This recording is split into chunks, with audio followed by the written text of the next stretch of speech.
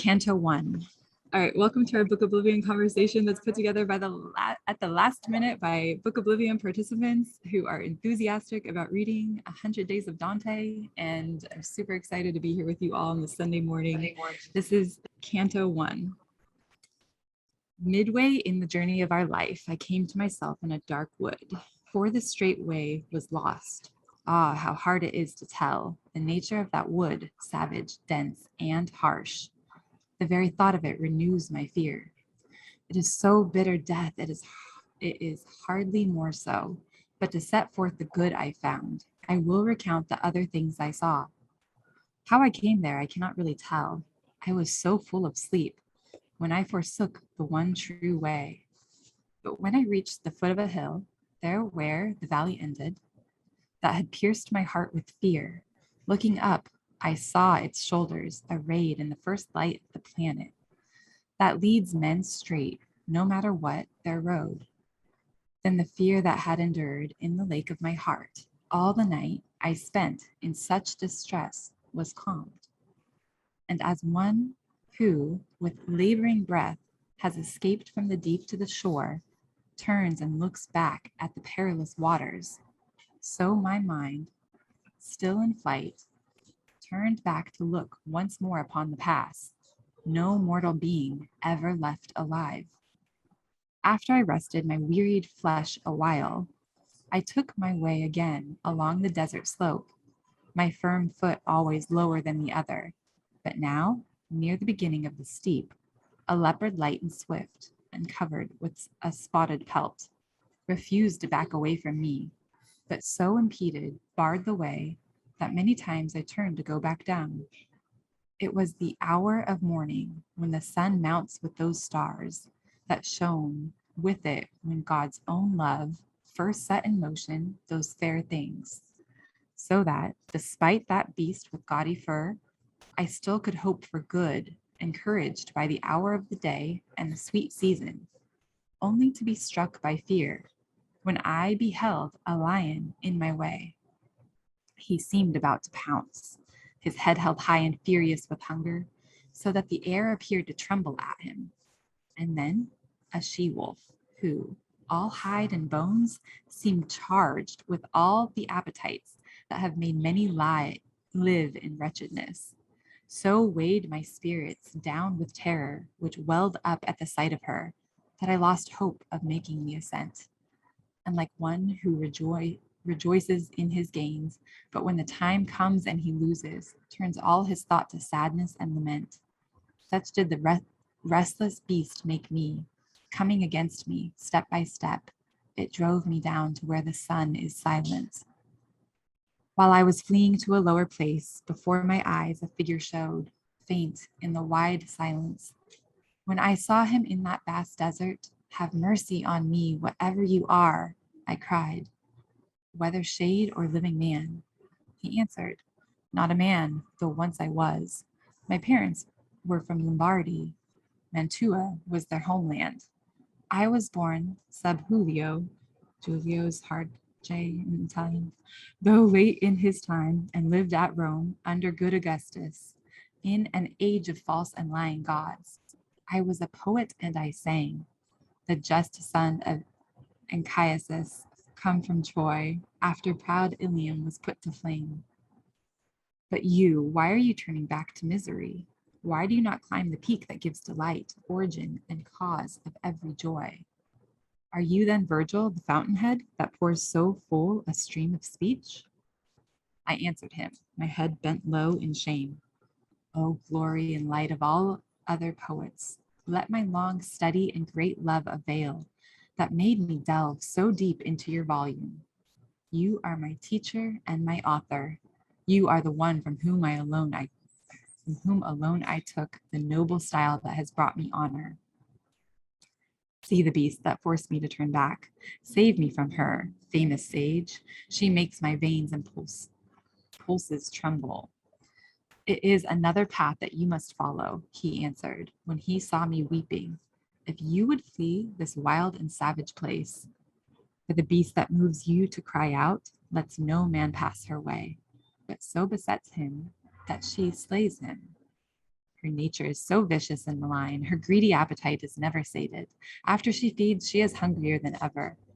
Many are the creatures that she mates with, and there will yet be more, until the hound shall come, will make her die in pain. He shall not feed on lands of lucre, but on wisdom, love, and power. Between felt and felt shall be his birth. He shall be the salvation of low-lying Italy, for which maiden Camilla, Euralius, Turnus, and Nisus died of their wounds. He shall hunt the beast through every town, till he has sent her back to hell, whence primal envy set her loose. Therefore, for your sake, I think it wise you follow me. I will be your guide, leading you from here through an eternal place, where you shall hear despairing cries and see those ancient souls in pain as they bewail their second death. Then you shall see the ones who are content to burn because they hope to come, whenever it may be, among the blessed. Should you desire to ascend to these, you'll find a soul more fit to lead than I. I'll leave you in her care when I depart. For the emperor who has his seat on high wills not, because I was a rebel to his law, that I should make my way into his city. In every part he reigns, and there he rules. There is his city and his lofty seat. Happy the one whom he elects to be there. And I answered, Poet, I entreat you, by the God you did not know, so that I may escape his harm, and worse. Lead me to the realms you've just described, that I may see St. Peter's gate, and those you tell me are so sorrowful. Then he set out, and I came on behind him. There reads Canto 1. Okay, thanks, Jessica. So that only took us 6.5 minutes. So I think it's a good idea to just read and then go from there. I'm thinking that for this, I'm willing to moderate today, but I think we should take turns, and that'll make it easier on everyone. So my first question is, this is my first time reading Dante, and what confused me first was I had a hard time figuring out who was talking. You know, is it Virgil or Dante or, you know, whoever?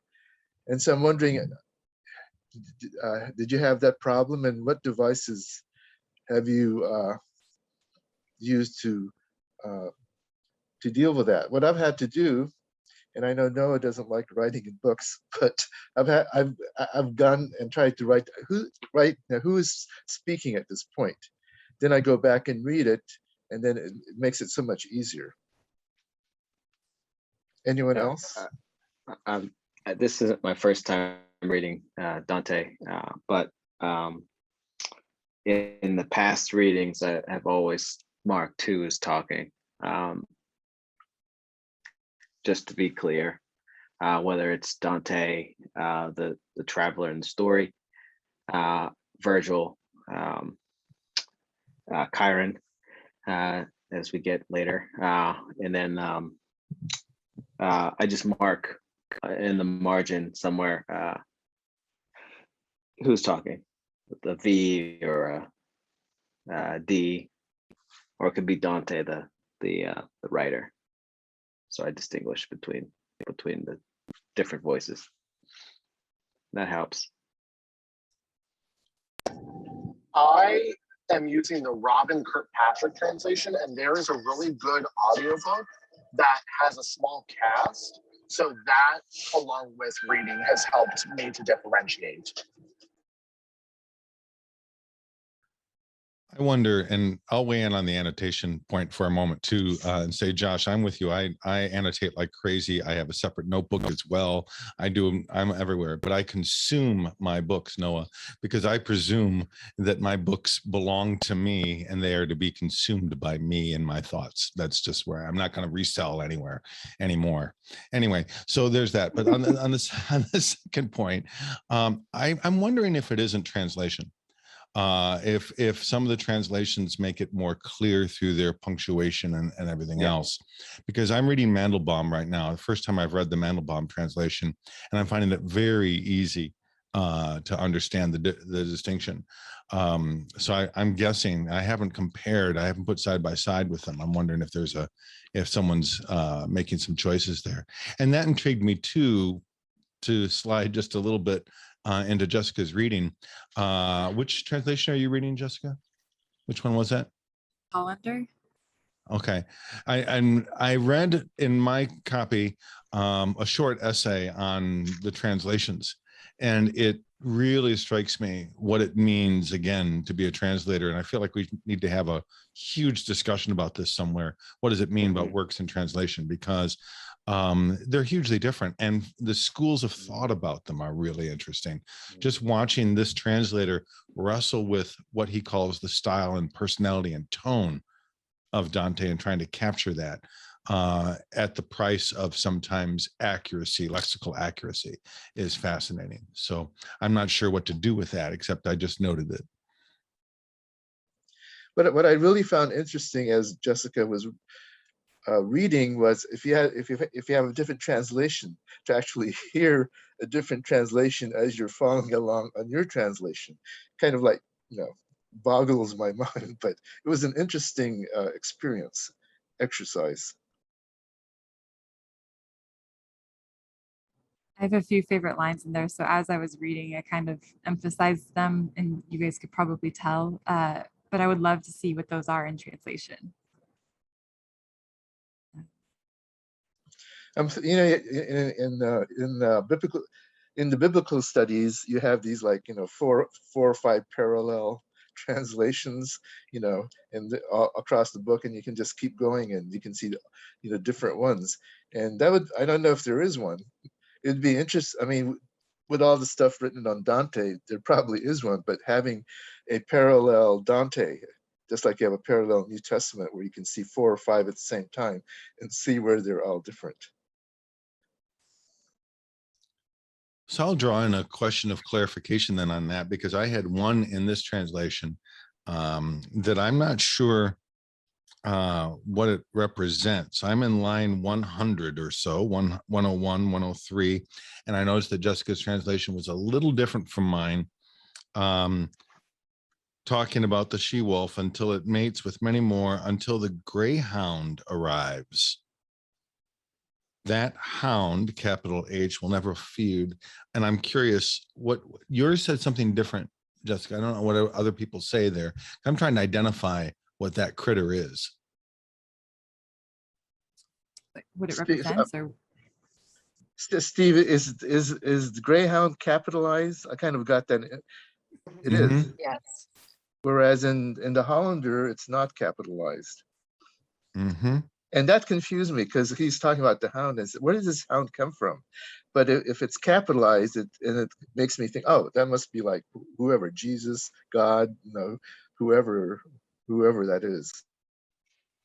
I think also at the time, Dante had like a patron known as whose name was Congrande, who also was called the Greyhound. Mm. And he uses a lot of contemporaries in the book. So I think it could be a reference to Congrande as well. Actually, that also brings up the question, like in your translation, Steve, are a lot of nouns or more nouns capitalized than normal, or is it just that one noun or word? It seems pretty consistent that the capitalized names are proper nouns. It seems throughout, which is why when the greyhound and hound are capitalized, hi Stephen, we're in about line 100 of Canto 1. When those are capitalized, a trigger goes up. Obviously, it says, okay, I've been cute. I know that that's supposed to represent something. And I say that when the leopard and lion and wolf are not capitalized. So, and I know them to be metaphorical. So I'm curious, that sounds to me like this hound is something very specific. And I don't know if it's a Cerberus hound, but that didn't strike me as likely. So I wasn't sure he'll appear later, but I wasn't sure what it was referring to. Yeah, so actually that's one small point of translation that you brought up, Steve. The fact that in my I'm using the same translation as Jessica. The noun, the hound, first it says hound rather than greyhound, and it's not capitalized. So I just breezed through it, because if it had been capitalized, I would have stopped. And so what's the translation? What's the translator's criterion, or what is he thinking when he comes to just that one line, whether to capitalize it or not? Because that totally throws me off. I mean, I read past it because it didn't say, hey, this hound is more than just an animal. We see what that hound is doing, though, as far as chasing, or answering with wisdom, love, and power. And as opposed, I think that's kind of a strange occurrence in the setting that's being described. So I feel like that signals to us to pay attention. And I kind of like that it comes in subtly, because I feel like it should. In the quiet of the morning, in the quiet, moment. What is that? There's that moment about silence.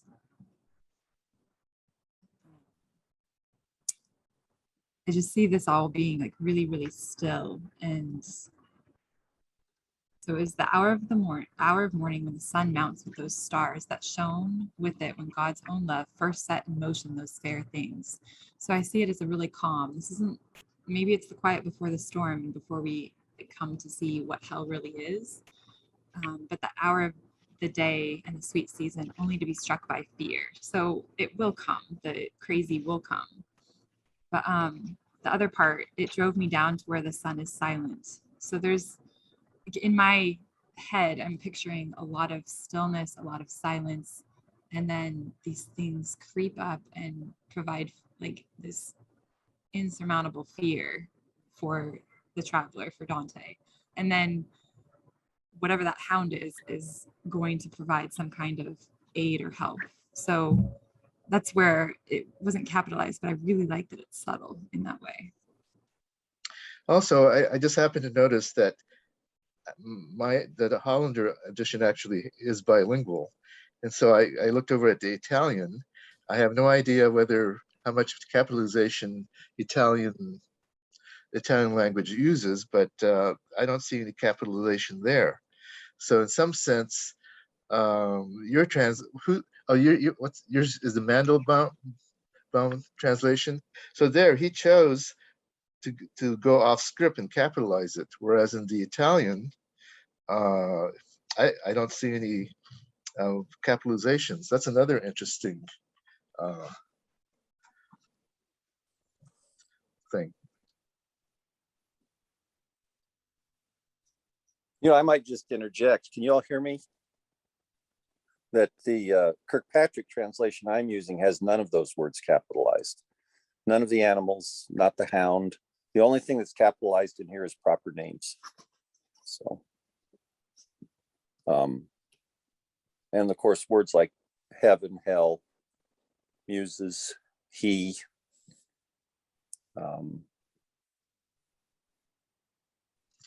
So you're saying heaven and hell are capitalized?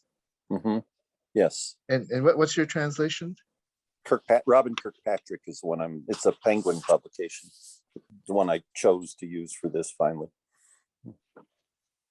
So it suggests that this hound, whatever it is, that's going to drive off squalor and hunger and those sorts of things, which the she-wolf is. If you look at it in terms of, I guess there's two ways to read the animals. One is, and for Dante's personal life, should we say the speaker's personal life, or Dante, or we hold them equivalent? Anyway, the speaker's personal life, or for the life of Italy, or for the life of Christendom, and so at what levels are we reading the symbolism, or all three? And in several cases in the Inferno anyway, because I have not read the other two books, so that'll be first time for me on those, that there are a lot of references to Italian history and Italian, sanctity, I guess. So if this wolf is running around Italy's countryside or the countryside, then it's going to require some leader of Italy to bring it up. And that comes up here. He will restore, about line 106, he will restore low lying Italy from which the maid Camilla died of wounds. So the greyhound is going to hunt down this she-wolf and with wisdom, love, and virtue. And so, and restore low lying Italy, as if that's what's important. Until that happens, though, I have to lead you around this other direction. Or is it leading Christendom? I will restore, not Italy being the seat of Christendom, and restore that, and then deliver the suffering Christians. So it's a salvation, a broader salvation motif of some kind.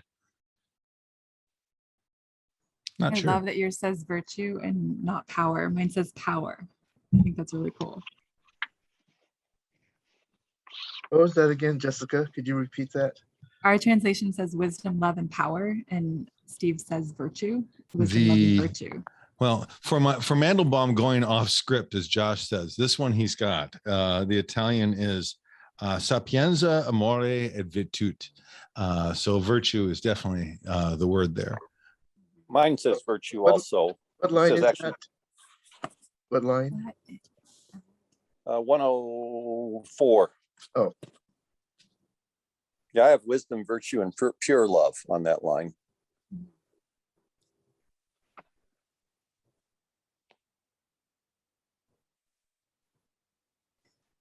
mean, can we talk about line 105 since we're right here?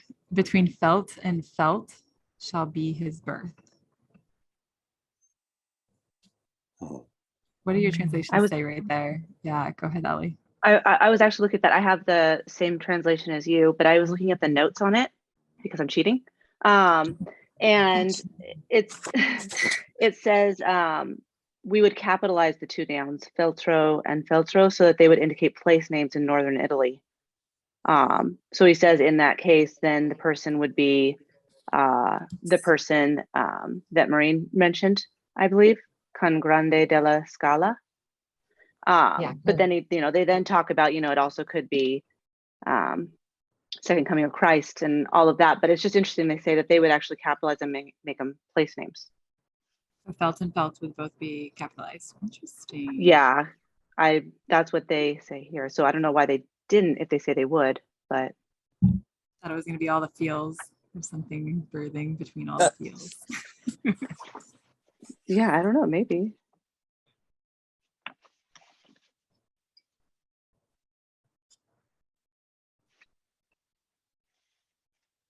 Has anyone looked at the, who is this, Mark Musa edition? I have that one too. It's a Penguin edition. I got the Hollander one to read, but then I had this one. And so I was kind of looking at what this one said. And the notes in this one say that they are like all over the place. It's kind of funny. I think that he said that it could be like Charles Martel or Henry VII, I think it said. Yeah, through the Hound.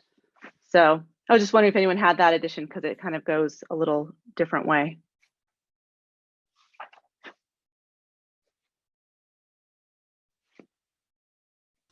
Well, it raises a question of, and again, I'm gonna try to bring interpretation and translation together here. Is that I suggested that there may be 3 or more levels by which you can read these metaphors, these symbols, which makes sense, but does the translation enhance or reduce that potential to find those meanings by my choice of capitalization or by virtue versus power or whatever?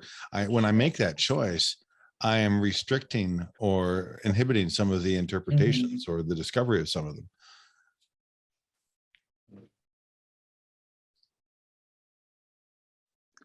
Which is why I guess you have to read it in its original Italian, which I guess I recommend we do. So I have a different question.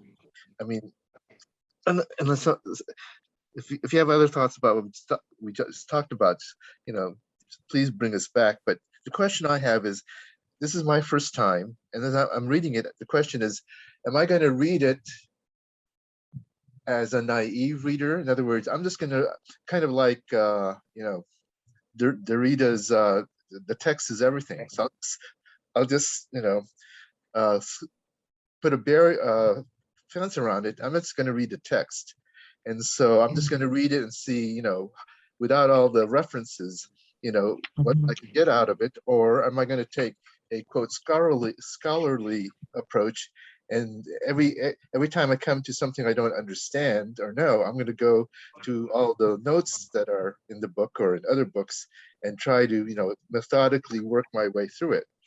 So I'm just wondering what choices you've made. I've decided to be a naive reader. In other words, I'm just going to read it as if I were, a 12th century or 13th century peasant, or I'm not sure if peasants could afford this book at that time, but I'm just going to read it as a naive reader and just extract as much meaning and thought out of it. And then later I'm going to go in and, get all the other sources. But I'm interested in, how you're approaching it, especially if you're a first-time reader of this, or if not, what's your approach? Josh, this isn't my first time with this book. I dip into it kind of all the time, but it's, if anybody remembers, and you probably don't because it was 3 years ago, my first introduction to Book Oblivion is anytime I pick up one of these texts that is full of metaphor and simile, that has endured over the ages, I want to put myself in the mind of seeing it for the first time. Because if you come to it with, well, this is what it is, you'll just reinforce the idea that you come to it with. And because these are so universal and they're so much going to intersect with your lived experience, which is constantly changing and in motion, coming to them fresh each time lets you see your experience and the world today in light of these texts instead of 3 years ago or 10 years ago or 30 years ago. So I like the idea of coming to it as a naive reader. I think that's the way to approach these, to draw the most out of it. And the fact that they're written in metaphors, I mean, a metaphor is, we're trying to relate to a person, not us, by giving them an image or a symbol that they can grasp onto based on their experience. So it sort of, to me, it suggests that's the way to read it. I have to interject that I do allow one form of cheating, and that is to read multiple translations. So if I have 2 or 3, then that's okay because I'm still reading the text. But for my first reading, I'm trying not to look at anything unless I'm really mystified, like it's totally, I really need to know. But I try to keep that, excuse me, to a minimum.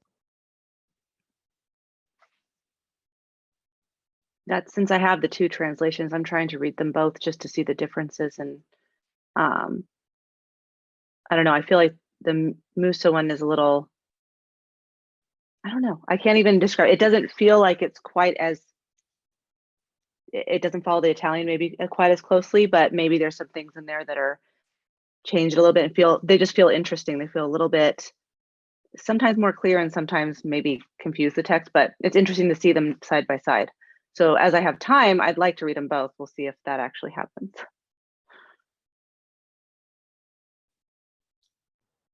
I'll just give I'm you going this to do alternative. I'm sorry. Go ahead. Steve, you go first. I'll just do a quick compliment to Stephen's idea that the text changes across the ages, but then so do I. First time I read it, I was a student, and then I've read it successively as a teacher. So I read differently as a teacher. And now I don't really know what I am. So now I'm reading it again that way. And it's very different read for me now as a consequence of not having one of those preconditioned roles. I love that. You're a lifelong learner. That's what you are. So when I read, you guys kind of know this, but I've never probably said it this explicitly. I'll read the text and then I will go to every book I have and look at the index and see if Dante's in there. And then I will go and read whatever philosopher said, like whatever that person said about that person, about Dante. And then I will start to build and flesh out my reading which I consider as the kind of path of observation. So I'll flesh out my reading and observe what philosophers have said, what thinkers have said, anybody who's used Dante as an illustration, any architect who's referenced the Inferno or whatever else. So, I mean, that's how I read. It's sort of the opposite, but that's it's a kind of poetic association, making, creating, and that's where I kind of enjoy it. So I'll just offer that.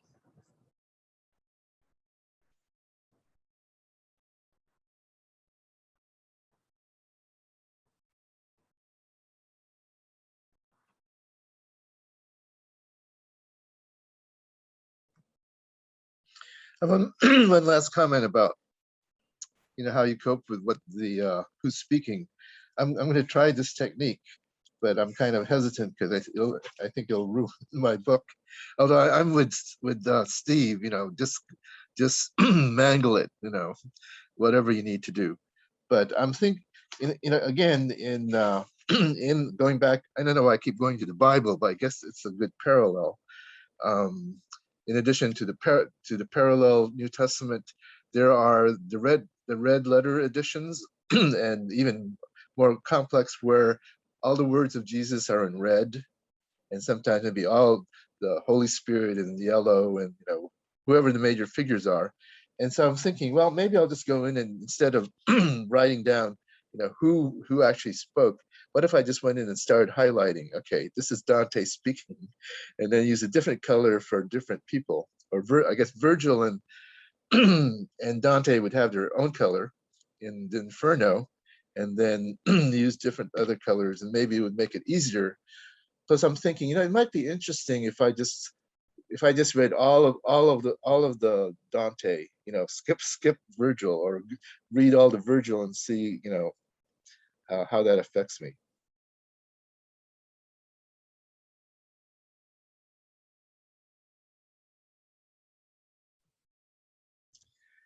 Okay, so we talked about translation, talked about methods of coping with who the speaker are, and methods for, whether you approach it as a naive speaker or as a scholar or something in between.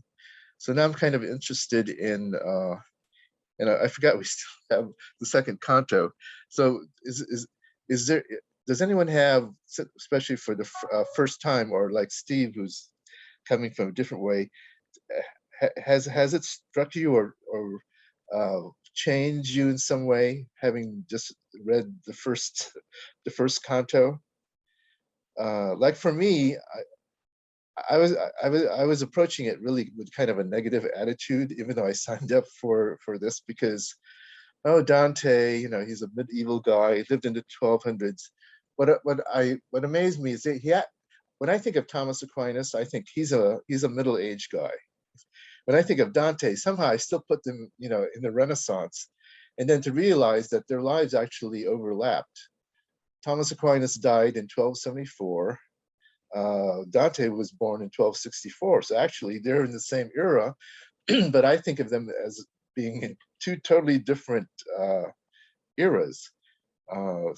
And so that really changed my perspective. And reading the first two cantos somehow drew me immediately, kind of like I was impressed with the power of words. I suddenly realized the importance of rhetoric, that the ability of just those few lines in the canto 1 and 2 to draw me into the book and suddenly make me want to read was a powerful experience for me.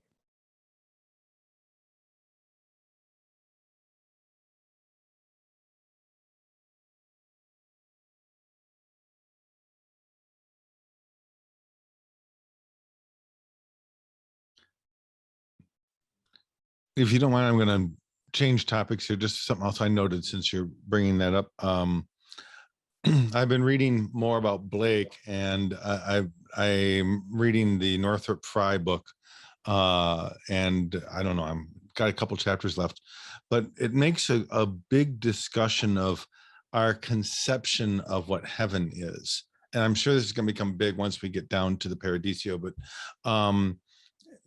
it's referenced here at the end of Canto 1, about a city of God and how the city concept is significantly different from the concept of a cloud-like, vaporous heaven or an Eden-like garden heaven, that each of those in the Blakean mythos as well are problematic in their creation. That to parrot Gareth, and that's all I can do is parrot Gareth, is you come back to an Eden, you're being restored to a place of innocence. And that is not salvation. That's just a retroactive, you get moved back into a space. And because that experience world out there, that's not for you. The trick is to start from innocence, pass in through experience, and carry that experience with you to salvation. And that creates a metaphor of the city. And so it's an interesting concept. And I'm curious about where that metaphor emerged, what its source was, everything else. But Dante clearly had it. And it made me wonder how far back that goes, because I don't know where our conceptions began or how those were created from the biblical history side of it. Was it Augustine? Yeah. Right. Yeah, he did bring it up. Of course he did. Was it before him too, or no? Maybe. I associate the City of God with him because it was probably his most famous work. I don't know where I don't know, Josh. So your question, I just want to be clear in my mind. You're questioning where the concept of city and how that relates to heaven appears in the history of writing, right? Or yeah, I guess so. Yeah, our because again we're talking about the metaphors, and this metaphor is significant in what it requires of us as an understanding of salvation, and what our role is and how we reach it. So I'm curious now of Dante, the speaker's path and what he's heading for. Here he is midway through his life, or the crisis of his life, and he's trying to reconcile this set of experiences he's had, which he cannot get past. He's stuck, he's lost. And suddenly these women look down on him and take pity of him. We haven't talked about the women yet. That's Canto too, but they look down on him and say, take pity on him, and say, let's put him on the right path, but we got to take him through some real crap. So brace him. And so off they go. So I'm curious about what salvation will look like for our speaker in that case. He's not just being divinely sucked up into heaven. He's got to pass through this, and that is itself meaningful. And it makes me wonder why it's, of course, not a garden he's being taken to, not a place of motherly succor that he's being taken to. It's something else. Yeah, I mean, your question really is interesting to me, because there's just so many dimensions. There's so many pathways you can take from just that one question. Like, the city of God, Augustine, certainly. I wish I knew the creeds better. There's the Apostles' Creed, and then there's the Nicene Creed, etc. And in the creeds, I believe, and I could be wrong, because I'm just doing from memory, there's the concept of the communion of saints. That's something that's thrown in there. And so what the communion of saints is really the city of God, right?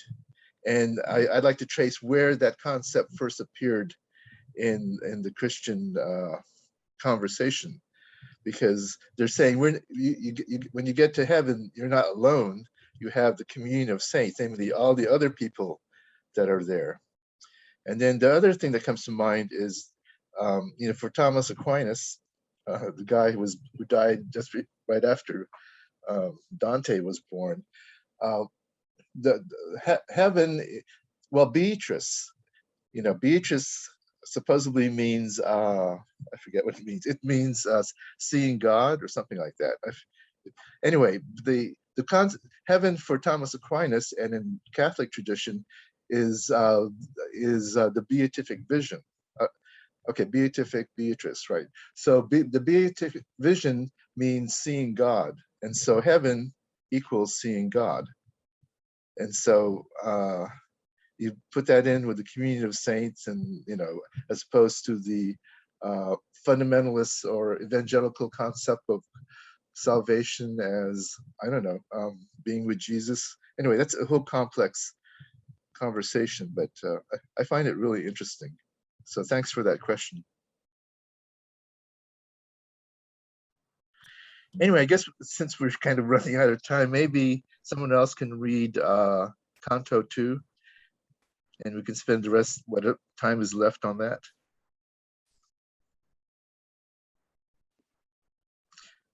How about you, Steve? Can you read your Mandelbaum edition? I can. Let's see what I got here. Oh, excuse me. The day, Canto 2. Yes. The day was now departing. The dark air released the living beings of the earth from work and weariness, and I myself alone prepared to undergo the battle, both of the journeying and of the pity, which memory, mistaking not, shall show. O muses, O high genius, help me now. O memory that set down what I saw, here shall your excellence reveal itself. I started.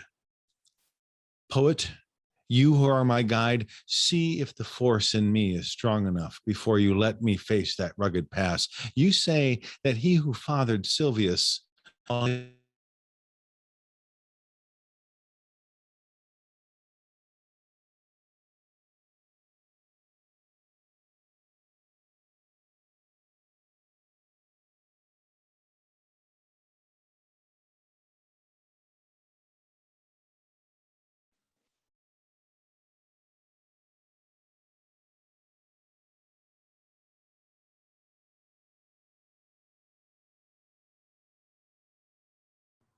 Hey, Steve, we lost your audio. Can you hear us?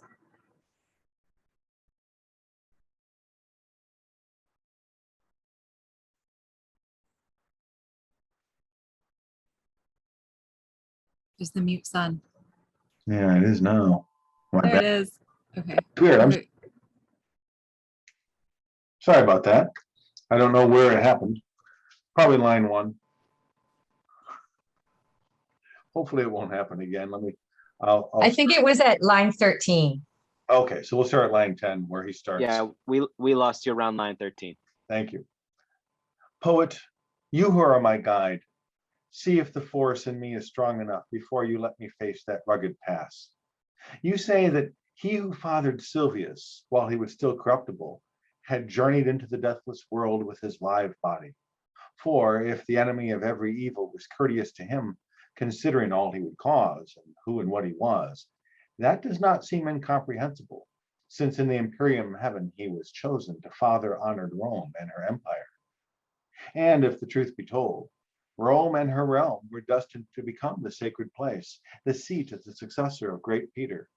And through the journey you ascribed to him, he came to learn the things that were to bring his victory and to the papal mantle. Later, the chosen vessel traveled there to bring us back assurance of that faith with which the way to our salvation starts. But why should I go there? Who sanctions it? For I am not Aeneas, am not Paul, nor I, nor others would think myself so worthy. Therefore, if I consent to start this journey, I fear my venture may be wild and empty. You're wise. You know far more than what I say. And just as he who unwills what he wills and shifts what he intends to seek new ends, so that he's drawn from what he had begun, so was I in the midst of that dark land, because with all my thinking, I annulled the task I had so quickly undertaken. If I have understood what you have said, replied the shade of that great-hearted one, your soul has been assailed by cowardice, which often weighs so heavily on a man, distracting him from honorable trials, as phantoms frighten beasts when shadows fall. That you may be delivered from this fear, I will tell you why I came and what I heard when I first felt compassion for your pain. I was among those souls who are suspended a lady called to me, so blessed, so lovely, that I implored to serve at her command. Her eyes surpassed the splendor of the stars, and she began to speak to me, so gently and softly, with angelic voice. She said, O spirit of the courteous Mantuan, whose fame is still a presence in the world and shall endure as long as the world lasts, my friend, who has not been the friend of fortune, is hindered in his path along that lonely hillside. He has been turned aside by terror from all that I have heard of him in heaven. He is, I fear, already so astray that I have come to help him much too late. Go now, with your persuasive word, with all that is required to see that he escapes.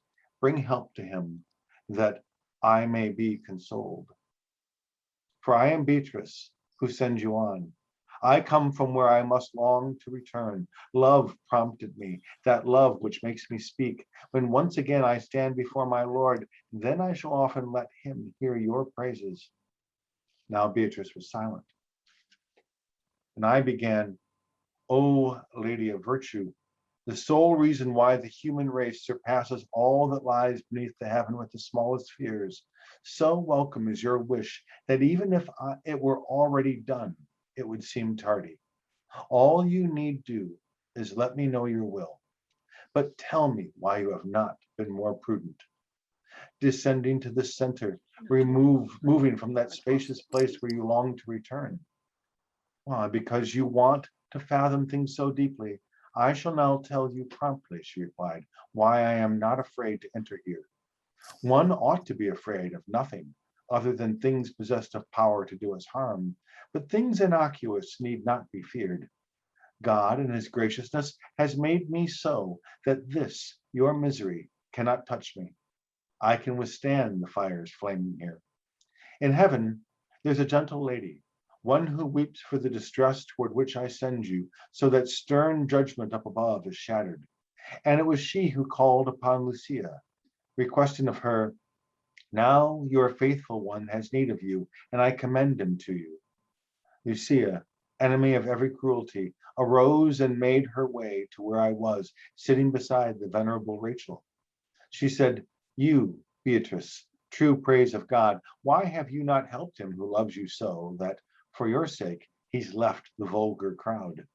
Do you not hear the anguish in his cry? Do you not see the death he wars against upon that river ruthless as the sea? No one within this world has ever been so quick to seek his good or flee his harm as I, when she had finished speaking thus, to come below, down from my blessed station. I trusted in your honest utterance, which honors you and those who've listened to you. When she had finished with her words to me, she turned aside her gleaming eyes, tearful eyes, which only made me hurry all the more. And just as she had wished, I came to you. I snatched you from the path of the fierce beast that barred the shortest way up the fairest mountain. What is it then? Why? Why do you resist? Why does your heart host so much cowardice? Where are your daring and your openness, as long as there are 3 such blessed women concerned for you within the court of heaven, and my words promise you so great a good? As little flowers, which the chill of night has bent and huddled when the white sun strikes, grow straight and open fully on their stems, so did I too, with my exhausted force. And such warm daring rushed into my heart that I, as one who had been freed, began, O she, compassionate, who has helped me, and you who, courteous, obeyed so quickly the true words that she had addressed to you. You with your words have so disposed my heart to longing for this journey. I return to what I was at first prepared to do. Now go. A single will fills both of us. You are my guide, my governor, my master. These were my words to him. When he advanced, I entered on the steep and savage path. Steve, that's an amazing translation, and you did an amazing job. Thank you. Who was the translator, Steve? That's Ellen Mandelbaum. Thank you. Amazing. Yeah, All right. okay. I was very moved. I'll leave it open to anyone to go ahead and make your comments.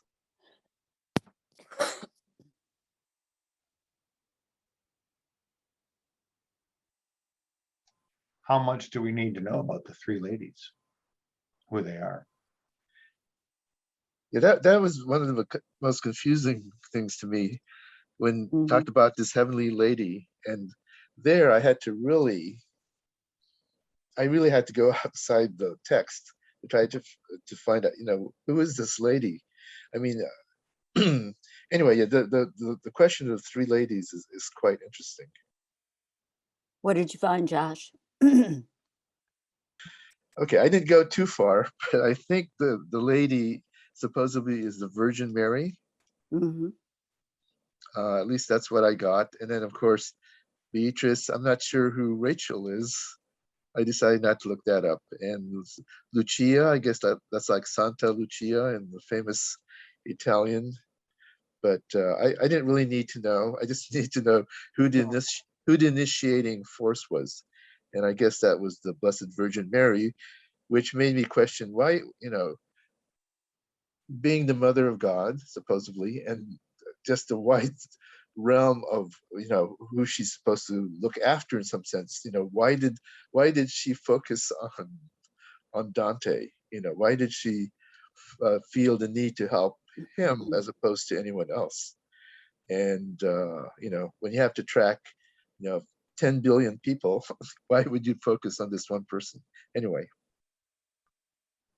Isn't it Do a you Catholic happen to know? belief that that Mary is an intercessor? So Yeah. she intercedes on behalf of the mortals. Yeah, right. Yeah, that's the whole thing. Yeah, the whole cult of the Virgin Mary is something quite interesting. But yeah, she's the intercessor, and that's why you have all these shrines, Lourdes, and I can't remember, or in Mexico, Guadalupe. That's where people come to find solace and cure and help. Mother, Mhm. yeah, Mother of Perpetual Help. That's one of the most common that Catholics pray to.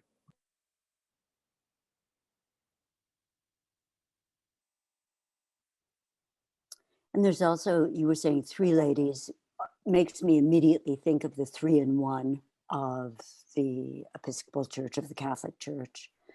The number 3 is interesting in of itself.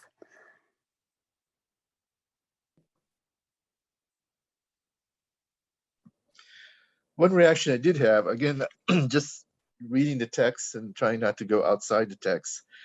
And as I said, when I started reading, approaching Dante, I was kind of in a non-committal mood, but the second canto really moved me. Like I at the end of the canto, I wanted to get in there and and follow Virgil or follow Dante. I was physically inspired, kind of, wow, words again that have this moving power that I had forgotten about. Which is comparable. I don't know. Did you guys read Introduction 1 and 2 or 1, 2, and 3 cantos?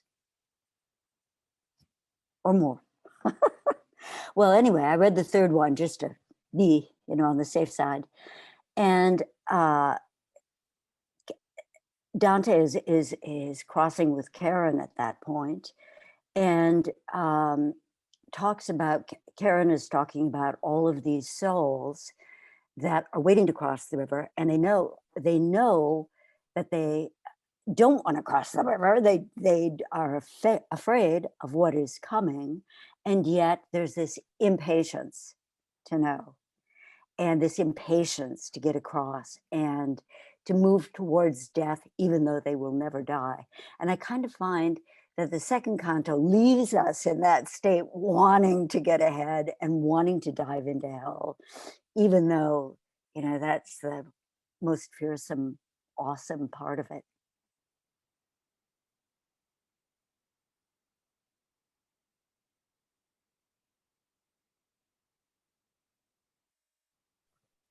There's also the whole issue, the interplay of taking up what Chris just said, the interplay between fear and courage.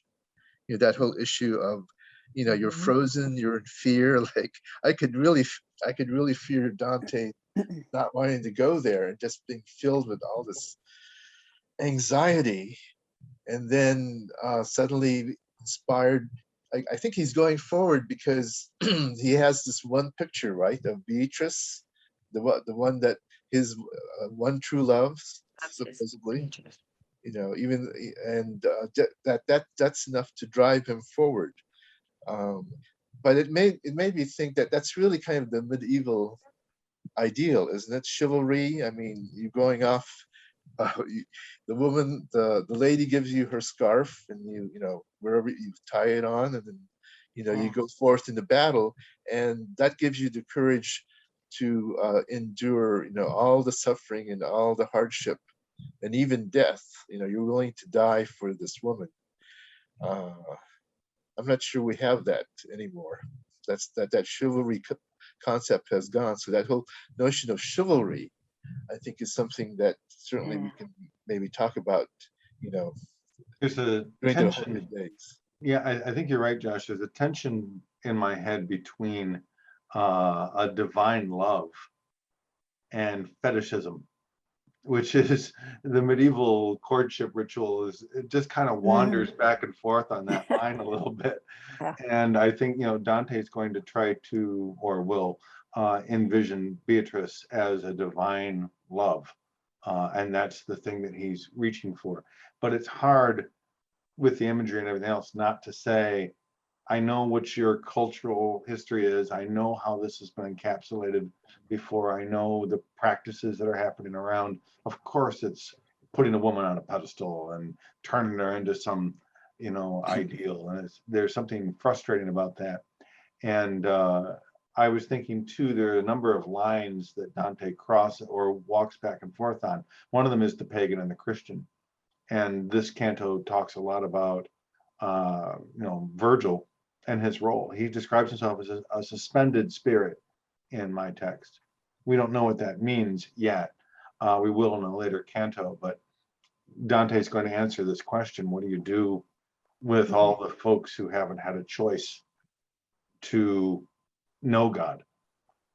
How do you deal with the pagans? And what is the role of the pagans in God's plan? If he only reveals himself later on, then what do you do with all of these pagans that are out there? And how do you address that in the divine plan of things? I'm not sure it's going to be an entirely a satisfactory answer, either one of those lines that are being crossed there. And the whole notion of what do you do with people who didn't have a chance to hear about Christ? I mean, that's always one of those big conundrums in Catholic theology.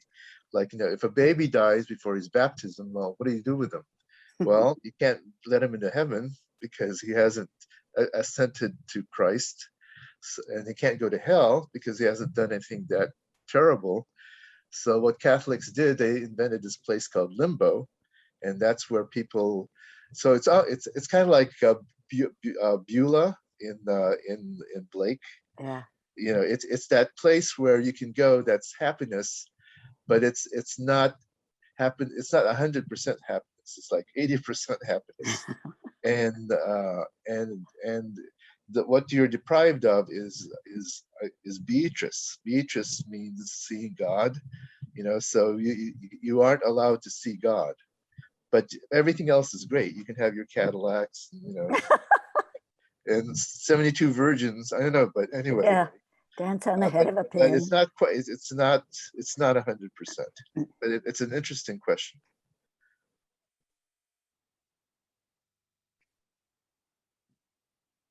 Does anybody know any more detail than our lecturer gave us about why Dante was banished from Florence?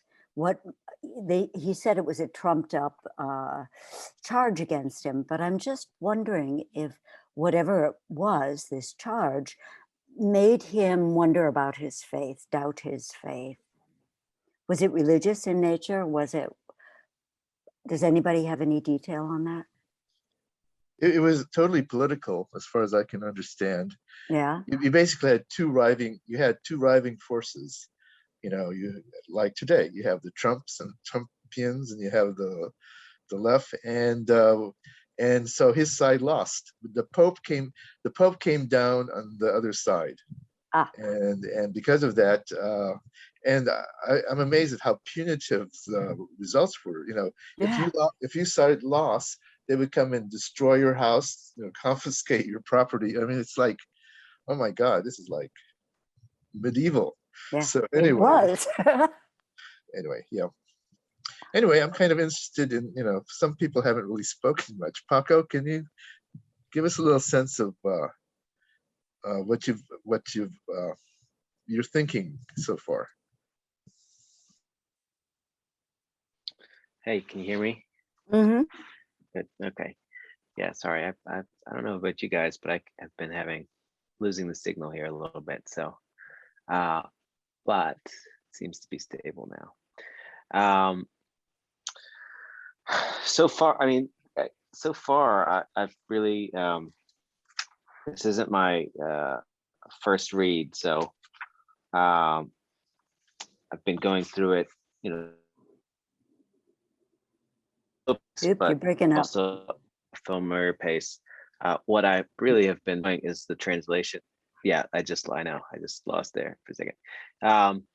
What I've really been enjoying is the hearing the Mandelman trailer or translation that you guys have, and just listening to the differences, because I'm reading Esalen, and that's my first time with Esalen, and it's my second time with Kirkpatrick. So I'm just kind of going back and forth. I'll read Canto 2 or whatever the next canto is, and one, and then go and read it in the other. So it's interesting how, for me, how these translations either make the voice of Dante and the narrative easier to understand, or maybe even a little harder, more challenging as you're trying to figure out, who's doing the talking and what's going on. I think on a just on another note, I think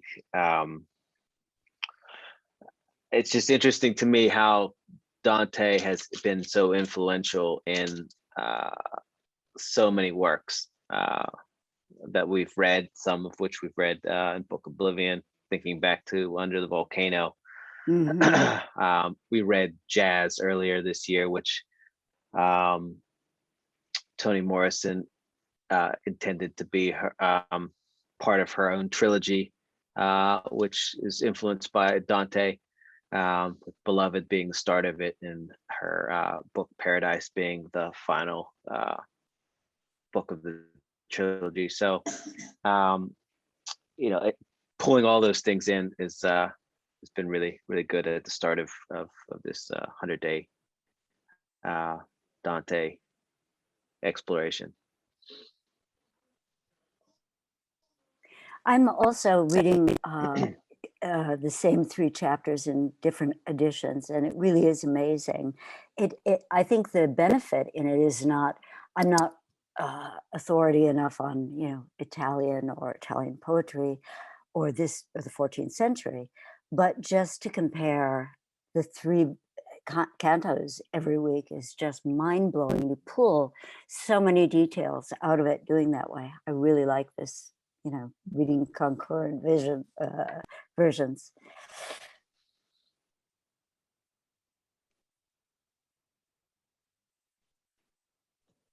Where's Maureen? Is she here yet? No, she's here. Yeah, she's Anyway, Okay. thank you, Paco. That I'm here. was really Okay. great. Hi. Thanks for sharing your thoughts. And how about you, Maureen? Tell us a little bit about what you've been Looking at all reading. these different translations makes me wonder if it would do me any good if I was fluent in Italian, because they're obviously fluent in Italian, and it's almost like you're reading a completely different Yeah. book sometimes. when you go from translation to translation.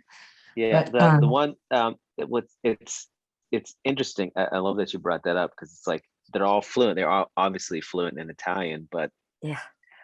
it's I was watching the second video again this morning, and it's that line in Canto 2 where I think he says the vulgar crowd,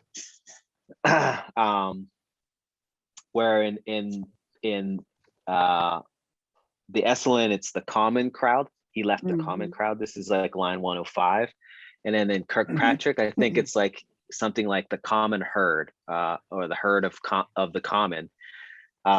And so in the translation that you guys have read today, the vulgar crowd certainly has a punchier Yeah. delivery, so it's just super interesting that, like, wow, these guys are all these translators are all fluent, right? But they're all taking a different, maybe poetic or lyrical or musical or rhythmical approach to translation to make the text sing by their ears, Yeah. from whatever the Italian is that they're reading from. I mean, it's really interesting. And in the video, the guy said the vulgar crowd, so it's like, I remember that, but I remember the crowd referenced in 2, so I go back and I underline it, but it's not the same. It's not the same use of words, right? It's the common. He left the common crowd, not the vulgar crowd, and so it's really interesting to toggle back and forth. Having lived in France for the past 100 years, people are always saying to me, oh, a little French boy said, oh, we're going to Disneyland today. And they wanted to know how to say, oh, that's exciting. And the French would never say exciting because it has another connotation. They would say, je suis heureux, I'm happy. Which, if you're a translator, what do? You want the impact of exciting, but it doesn't really exist in the vernacular. So just reading the different versions, I'm really aware of all these nuances. That's why I always go back to Flaubert, his obsession with the kind of le mot juste, Right. just the right word. And I mean, I guess as a writer or whatever, when you're trying to write something, you're trying to find the exact perfect words that will convey what you want to say. Like, I I grew up. My first language was Tagalog, Filipino, but I came to America when I was 4, and so actually, all my thinking is in English, and I lost the facility to talk Tagalog, and because I was raised in the 99% white society, like there were no Filipinos wherever I lived, and so I thought like a white person. I mean, but when I came back in my 50s or 60s back to San Francisco, where there are a lot of Filipinos, when I left, there weren't very many, but because of immigration, there are a lot of Filipinos there and Filipino culture, and they have Filipino television. I started listening, and I was amazed that I was able to recover a lot of it in terms of understanding, listening as opposed to being able to speak. But what was interesting is I would hear Tagalog, and my wife is from Indiana. She doesn't speak any of this stuff, but trying to convey, when you hear a phrase, and I say, if I want to say this in English, like in one sense, it's not translatable because there's all this feeling and all this stuff that goes with it. But I'm trying to find the words. I can kind of say what it means, but I can't really say what it means because I can't have the same impact, the same, words also generate images, etc. And you just, at some point you say, okay, I just have to approximate, it's not possible just from that experience.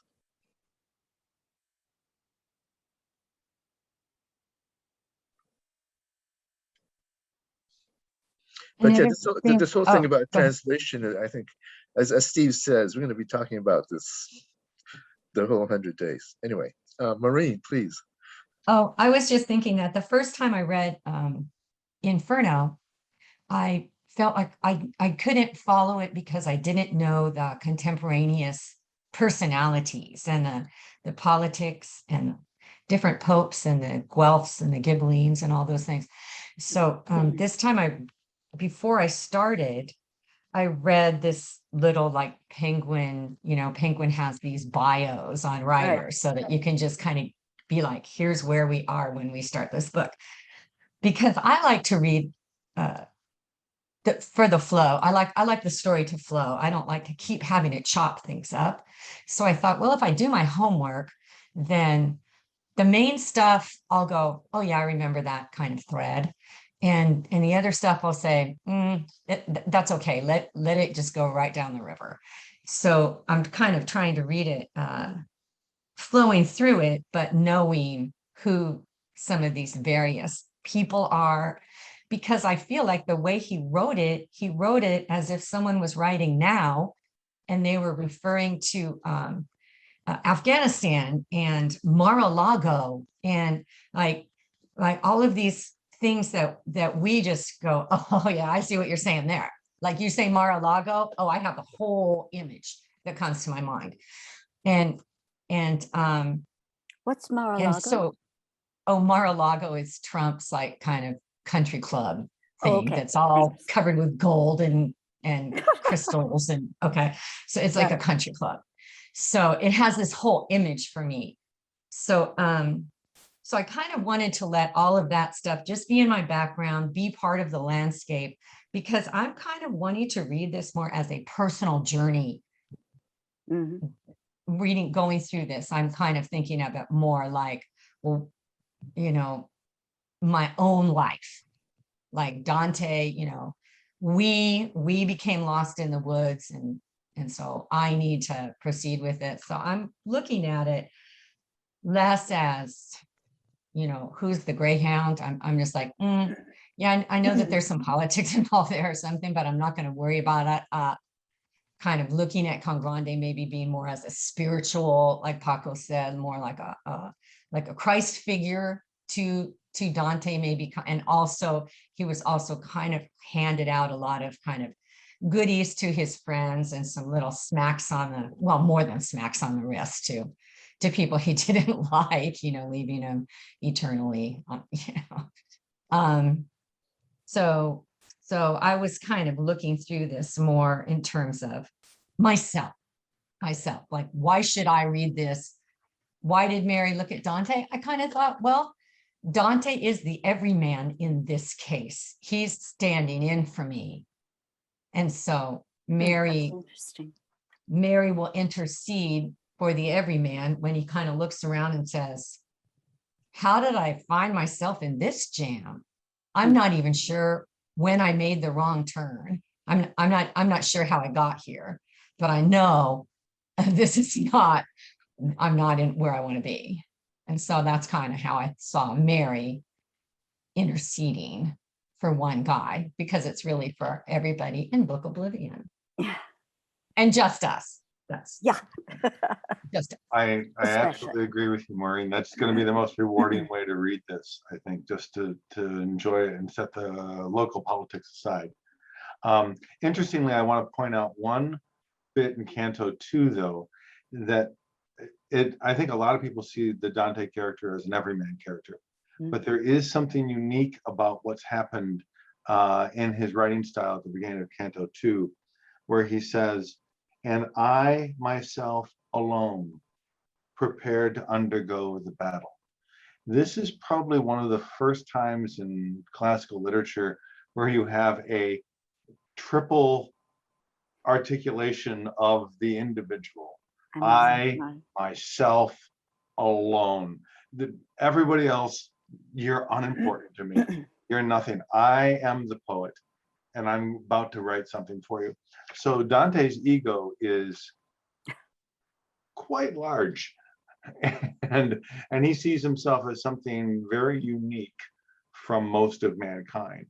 So it's an interesting, piece that I always hang on to, is that he's the chosen one. His little character of himself is humble and afraid, but he's the poet writing this, and he's got full control over it. So I think that's a really interesting tension that has been built into this text as well. And under Virgil's wing, I mean, what better protector could you have Right. as a poet? Of all the people to choose, heaven noticed me.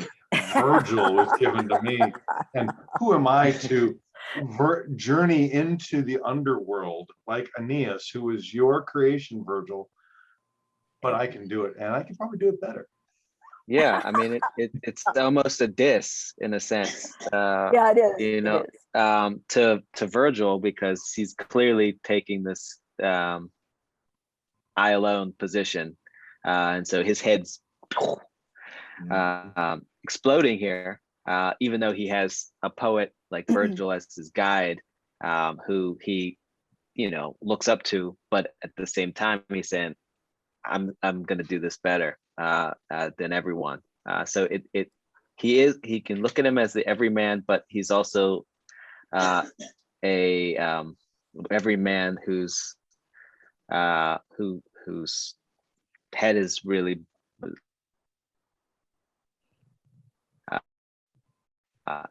and so kind of surpasses maybe the typical drive of an everyman here as well. Yeah. Steve, which line is it where he says, I myself alone? Do you know? It's Canto 2, like line 4 or something. Let's see. Oh, it's right in the beginning. It's right near the front. Lines 3 to 4. It's like the first 3-4 lines. You get it? Yeah, mine says I alone remained. So it doesn't Yeah. do that. I myself alone. Although Yeah. I'm not sure that couldn't also just mean on this journey, you're alone. I mean, you have a guide, but in the this Italian is your it says, individual. but in the Italian it says, I don't know Italian, io solo uno, which is I alone one. So it is a triplet. Anyway, that's a really great point, Steve. I mean, actually, I had totally forgot, but when I was reading these, I really was amazed at the chutzpah, the nerve of this guy. I mean, I think of the Iliad, and I think of the Aeneid, and it's very much about another person. Here he puts himself at the center, as you say. I mean, when I think about it, he's the center. He's not talking about some heroes out there or that we're following along. He's the story. That's the other thing that really struck me is Virgil. I just realized he's kind of like the Moses of the tale, because Moses led Israel to the edge, but he was never able to go into the promised land. And Virgil, I'm amazed actually at Virgil's generosity in some sense, because he's willing to lead Dante through hell and purgatory, knowing that he can never show him heaven because he's not allowed, because that stupid conundrum of hearing about Jesus. But he has that generosity of heart. I'll turn you over to Beatrice, the one who can see God, when that time comes. And so that's true altruism, that you're willing to go through this stupid journey so that so that Dante can experience this whole thing, and then hand him on to the next Sherpa. So actually I have a renewed admiration for Virgil, and then again the arrogance in some sense or whatever of Dante. It's kind of just that those facts alone kind of boggles my mind. Takes a certain kind of ego to be an artist, doesn't it? Yeah. So A certain kind. Present company accepted, I'm sure. Right.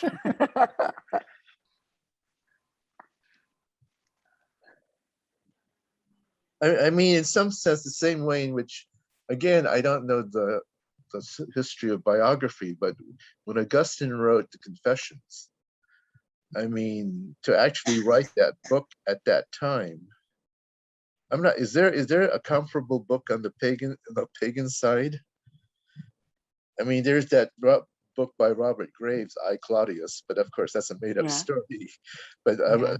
but to actually write, I am important enough that I can publish, my journey with God. In some sense, Augustine and Dante both have that chutzpah to create new literature, that's totally centered on themselves and their experience. Is quite amazing. I put in the chat, Blake channels Milton. Milton is reborn through Right. Blake. I mean, it happens with some degree of frequency. So I don't know.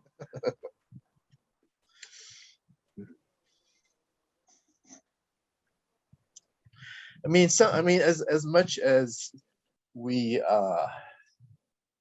find Trump a buffoon, he has that same kind of ego, but turned toward the dark side.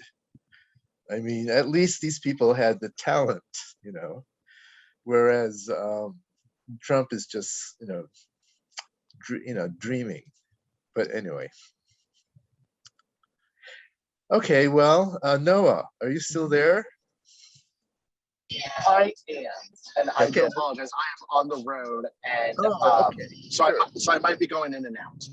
Okay, the thing is that I think we're in an hour and a half, so it's probably that's a good length for doing this.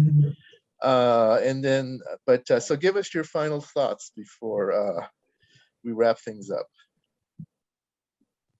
So this is my first read through of any of the comedy.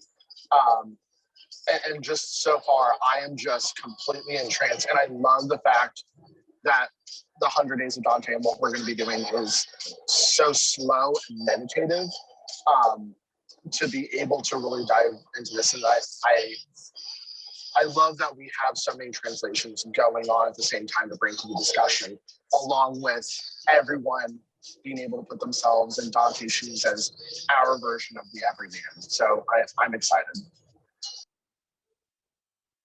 Okay, great. And I don't know, Jessica, are you there? I have a question, Josh. What time did we start? I thought I was tuning in early to chat and I came in somewhere in the middle. Did you get my email? I did, but then I got one from Jessica with a different time. I thought. My last email said 6:30 Eastern time.